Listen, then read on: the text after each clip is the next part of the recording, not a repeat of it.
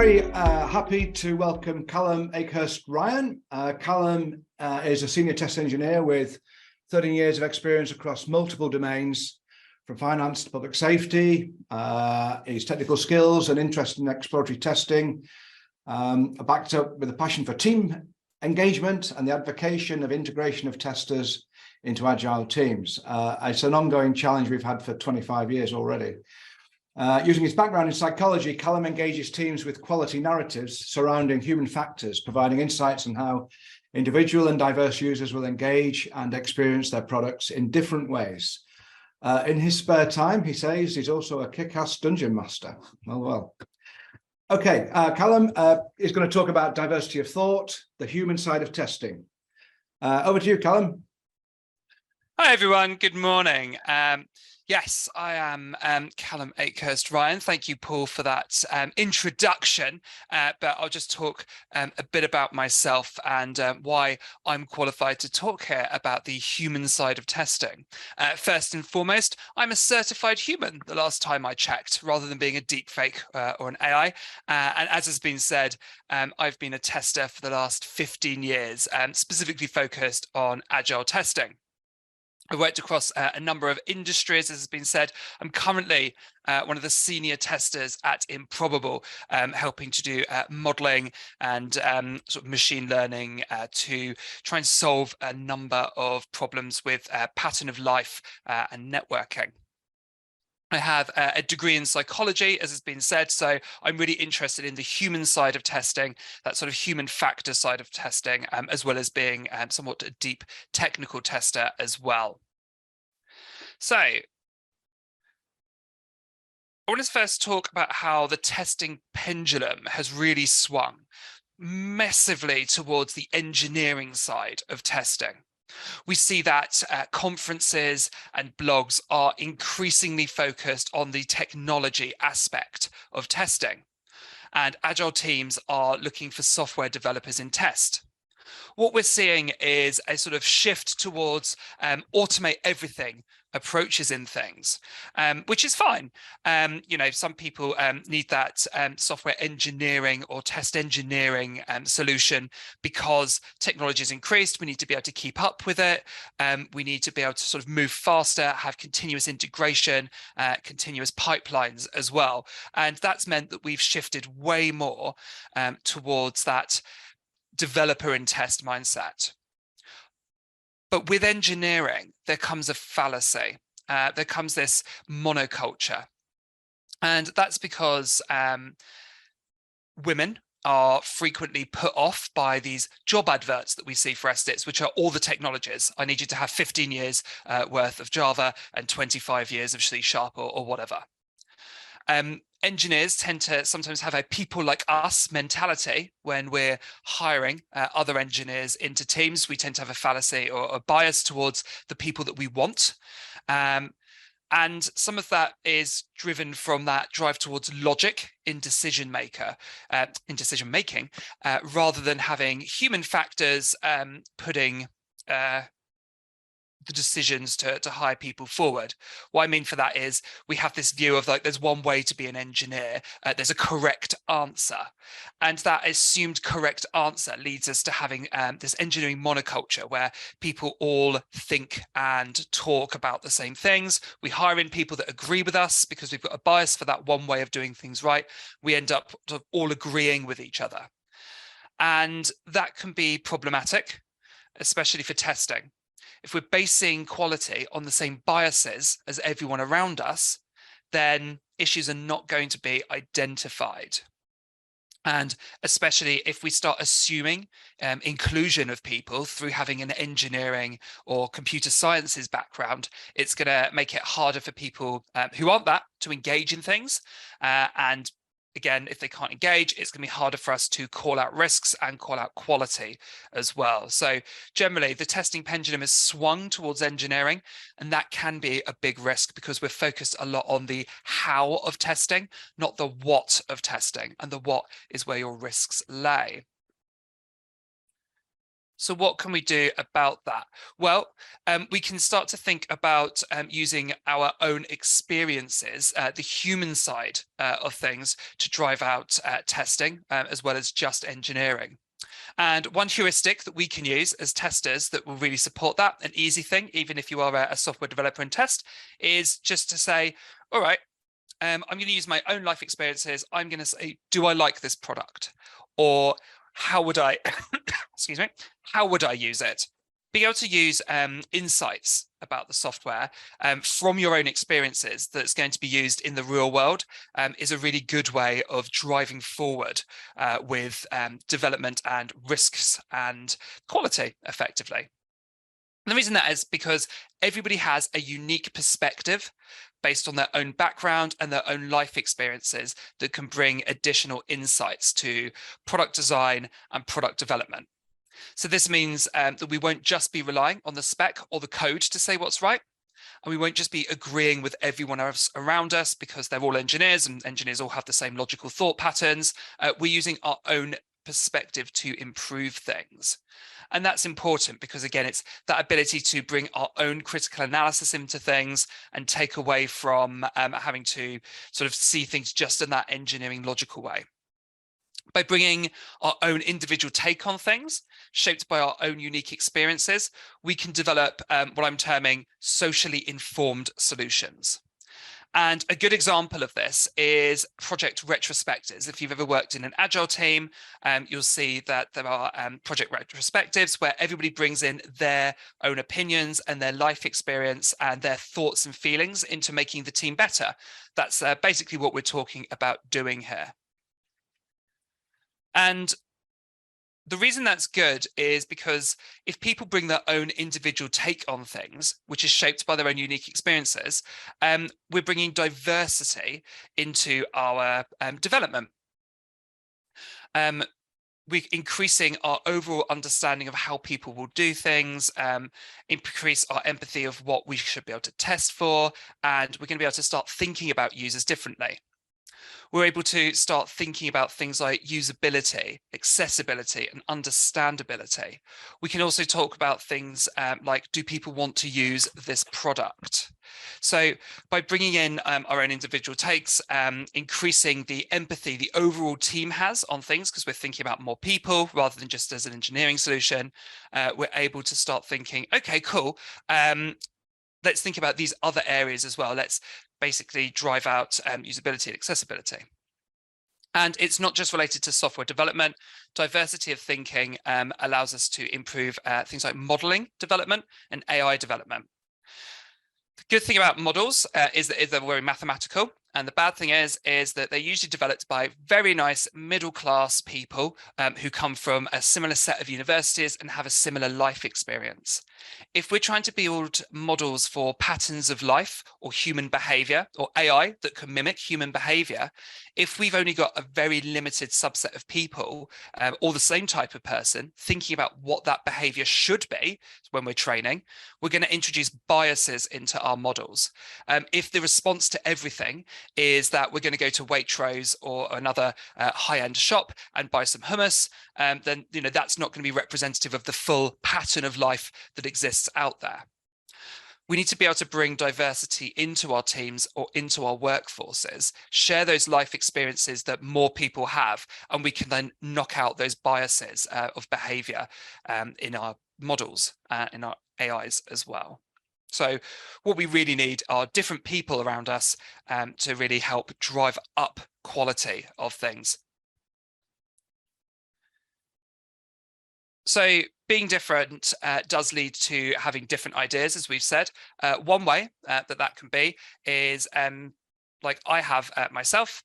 I'm a gay man within the technology industry, and I've used that to be able to identify issues that hadn't been thought of by my colleagues. So I worked for a financial services company. They launched a new website that said, hey, why don't you save for your family's weddings? I commented on an internal project page to say, oh, it's a bit disappointing that we haven't taken the opportunity to include civil partnerships as part of this campaign. And within the next day, I was speaking to the CEO to change that. I was able to see that civil partnerships were something different legally from weddings because it was part of my life experience. And we were able to say, oh, actually, we do need to capture both of those things. Similarly, I was part of a pension scheme, and it was only open to include weddings and spouses rather than including civil partnerships and civil partners that are very different from weddings and spouses. So based on my feedback, we got that changed as well. So again, improving the quality of products. And I've worked to get on Stonewall's list of top companies at e-commerce platforms for LGBTQ inclusion. That included for increasing more diversity within advertising and saying that we should provide training to our customer services reps to handle the specific needs of customers within minority groups. So this is something, or these are all options, examples of things that other people could find out if they thought about it, if they sort of like went, oh, you know, this is something that is legally distinct, let's include them. But because they refer to my experiences, they're just more at the front of my mind. So it's easier for me to spot. So everyone can learn and do these sorts of things, can drive out this kind of additional quality from having different ideas. It's just that because they're front of mind for me, I was able to drive a bit more forwards with those things easily.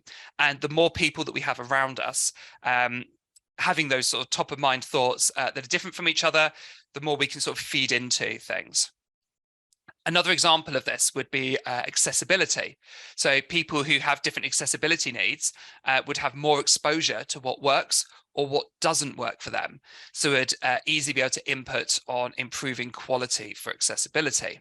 If we go back to thinking about patterns of life and modeling behavior, having different applied scientists that have different life experiences would allow us to think about training models or bringing up, oh, people might not do this behavior in this time. So we can start critically analyzing things. Fun fact, this isn't just me dressed up in makeup for fun. I was going to the Rocky Horror Picture Show on that day.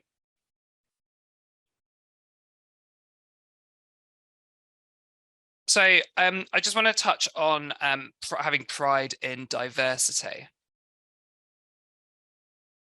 So usually only one time of year do things like Pride from the LGBTQ standpoint, or Women in Tech, or Black History Month matter to people.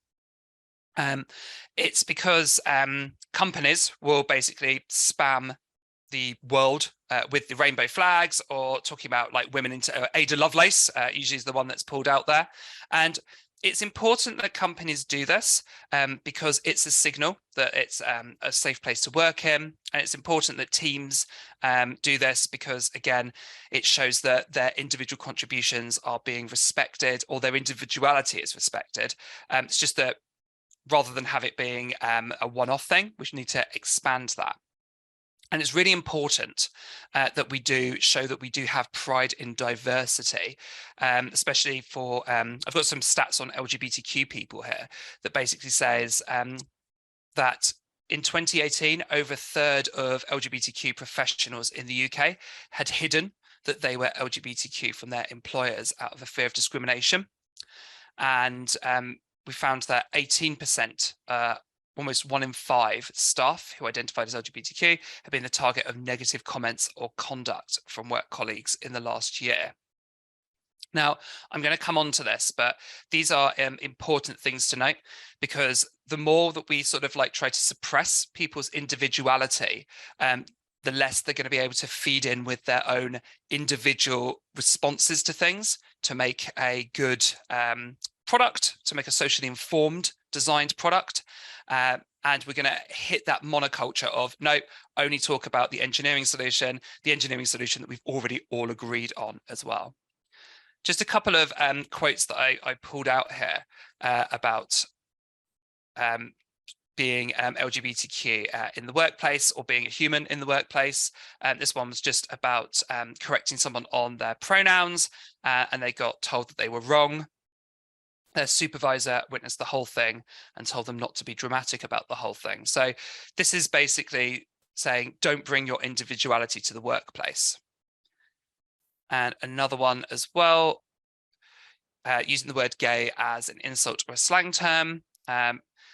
just making things worse, making people feel that they're not comfortable to be themselves in the workplace as well. So things that we do as part of our teams do have a big impact on whether or not people can bring their individuality, if they can use the heuristic of their own lifestyle and their own life experiences on things as well. And I will drive that into what this means.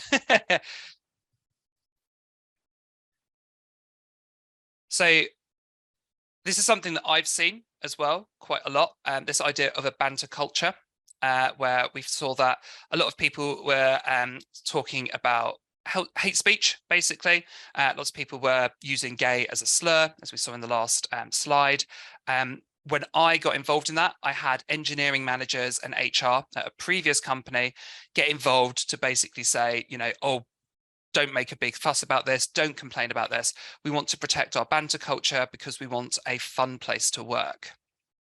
And thinking of that, when I spoke to the engineers involved in those conversations who were on the receiving end of that banter, it basically shut them down and stopped them wanting to show who they were as a person. They started hiding more about who they were.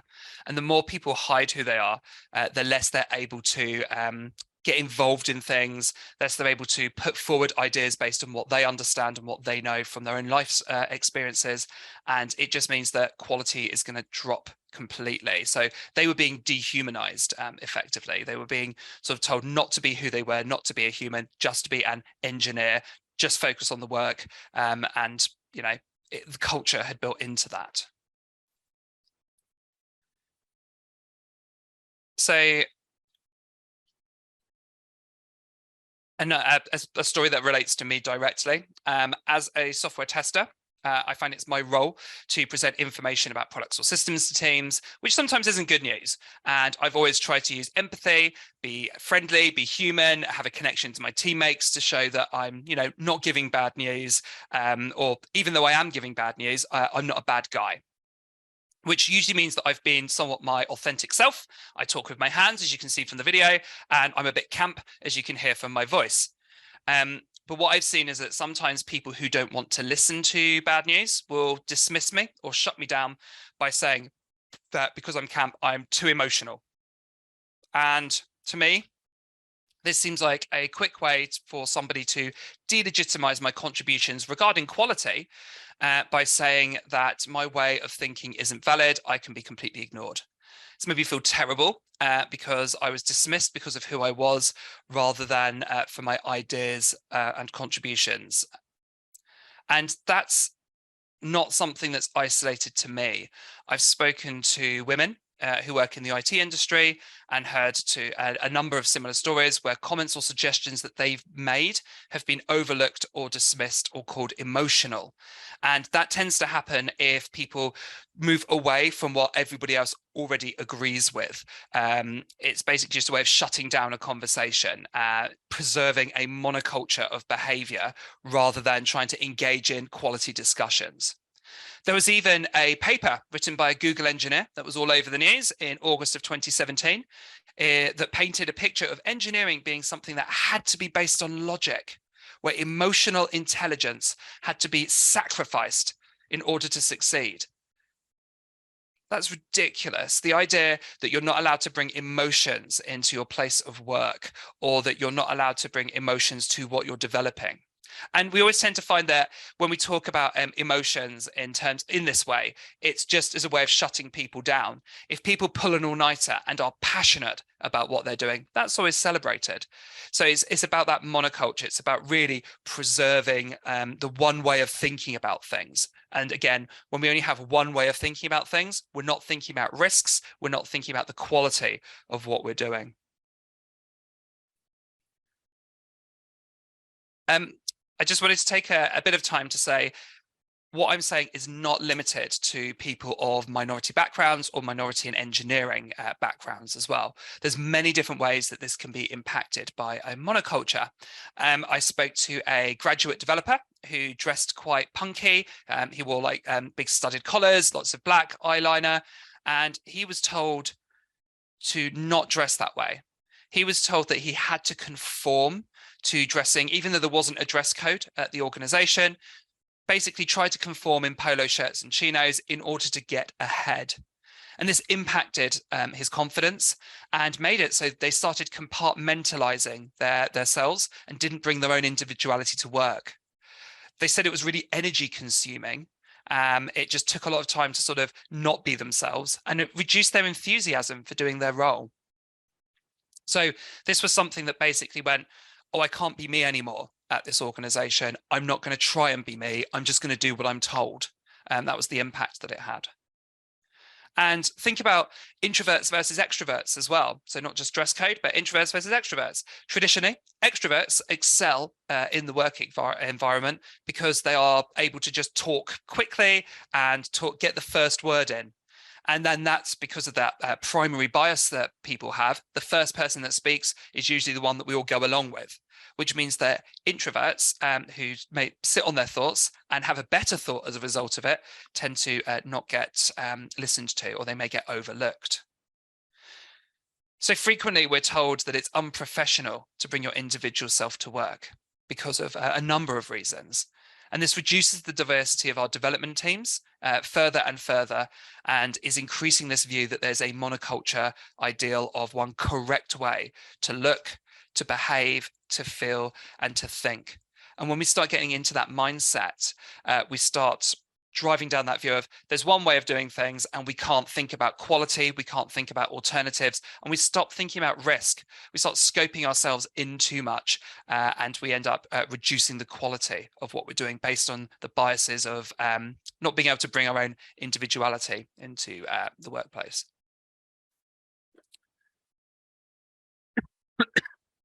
Additionally, I talked momentarily about it being time-consuming and energy consuming to hide who you are as things and not be an individual at work. Imagine being asked to solve a complex maths problem whilst also acting like a Shakespearean hero, or to design a new type of car whilst pretending to be an elven priestess. You probably find that doing one of those things took energy away from doing the other, and that you're doing both poorly. It's really exhausting to feel like you're acting all the time, and it's pretty hard to keep up forever. That leads to negative psychological consequences, anxiety and depression. You can start to feel really alone or disconnected from those around you because you're constantly acting. So you're feeling like your interactions are really fake or inauthentic, and inauthenticity can be picked up by other people as well, so that they don't trust you anymore. Acting in a way that's really discordant with who you are, removing your individuality in the workplace, takes energy away from being able to do your job. You might, in my case, I might butch it up and act really masculine and really straight, and act where there's no chance of me being called emotional, but I'd be sacrificing a lot of my testing skills by doing so, because I'd be wasting energy by acting a lot of the time, rather than just being authentic and just being able to think about risks and so on. And I'd also lose the ability to actually just use my own personal understanding of things, my own thoughts and feelings about things to help drive up quality as well. And just another couple of quotes, basically where some quite high caliber people have said something very similar. This is Ginny Tu, the Vice President of Commercial Strategy at Comcast in the States. He said that it was really important to have somewhere where they knew it was okay to be themselves, because it helped them to focus on the work.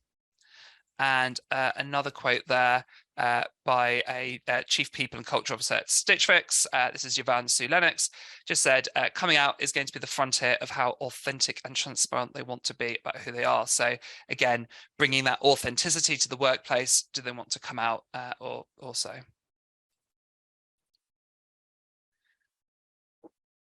With all of this, we need to be aware that our needs are going to be different, and that times are changing. And this is not flash in the pan. This is not something, so talking about individuality, talking about being queer in the workplace or anything like that, or talk about monoculture, is not something that's going to go away. More people than ever are working from home following the Great Plague that happened. More people want to be more involved in their workplace. So people are being more outspoken than ever before. They want to have a personal connection and personal investment in what they're doing. We're finding a lot of people moving away from traditional tech companies and moving instead to ones that they have passion for, like green energy, recycling, food waste, because people want to be able to bring their own values to what they're doing and be more involved and care about what they're doing. They want to bring their own personality about it.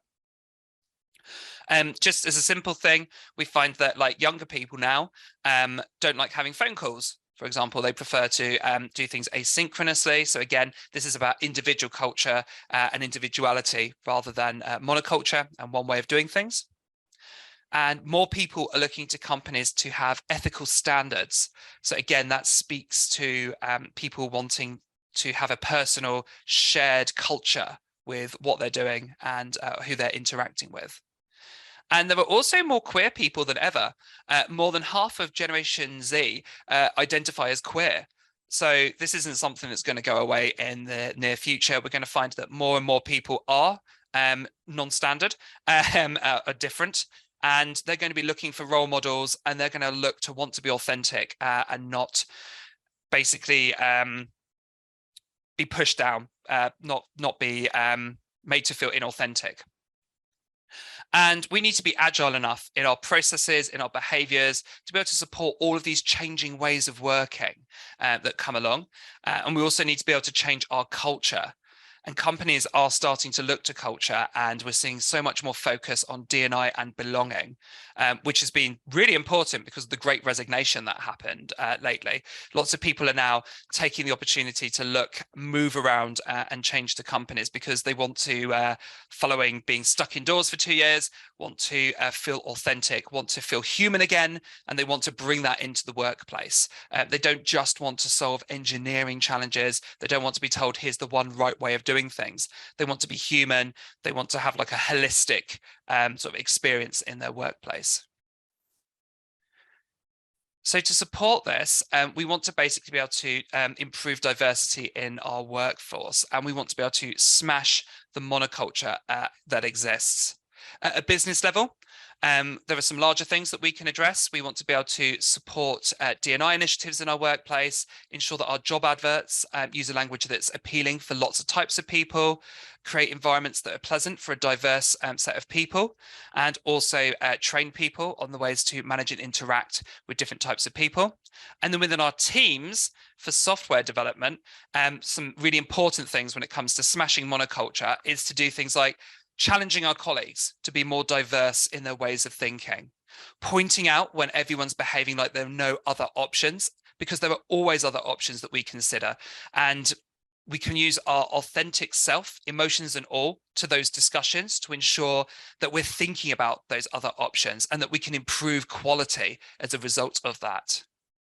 We can support people's diverse viewpoints and give them the consideration and respect that they deserve. Don't just push ideas down. Don't push diverse viewpoints down. Consider them. Maybe there's an accessibility angle or a human factors angle that we can consider. Especially as testers, those are things that we need to educate ourselves on and try and bake into our products as quality. So what I'm really saying here is let's be different. We don't want to hear the phrase, it's always been this way. I'm sure we've all heard that at some point in our career, but let's respond to that with why. Is there not a better way of doing this? Is there a different option that we can take?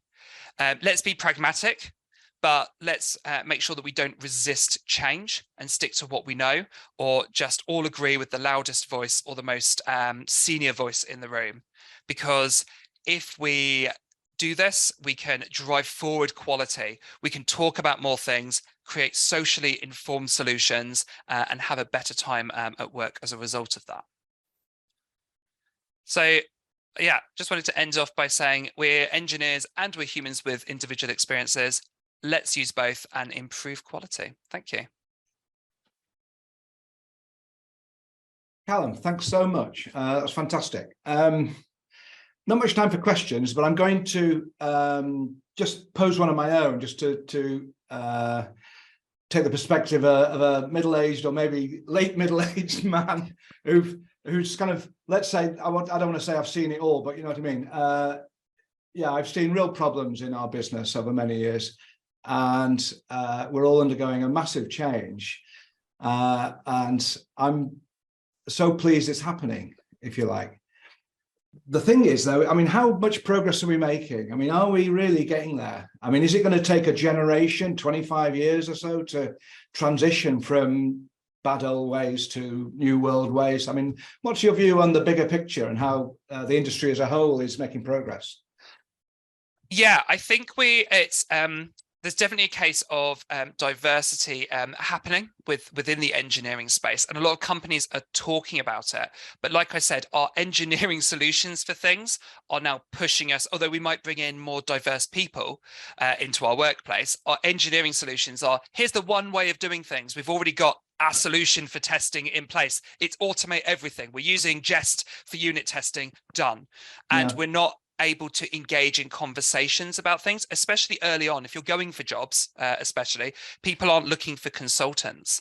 And I think that's where the risk of things lie. So we'll have a lot of people with a lot of great ideas, and a lot of organizations will be quite stagnant in the way that they choose to do things, because they'll be too risk averse almost to look to do the right thing, because they'll have found one thing and assume it works because they all think the same way. And until it breaks, we won't see any improvement. So I would say we are seeing things, and we're seeing a lot more exploratory testers in the market again, who are coming in to question some of these ways of working, and exploratory testing working alongside CI/CD pipelines and having those very technical discussions about, all right, let's explore the best solution, engineering solution for this, I think will be the way that we go, but it's going to take a little while for the market to catch up to that need. Yeah, I just to close on this, one minority you might say is more aging people in the industry, and there's a whole ageism thing. So I'd say everything you're talking about isn't just for minorities you're not part of; it's right across the board. Yeah. Everybody has an individual characteristic that they can bring to the workplace. This isn't just about safeguarding, you know, people who are on a diversity checklist. It's about everybody and what they can bring as well. Yeah, thank you so much. I better move on, I'm afraid. So well done, and yeah, good luck.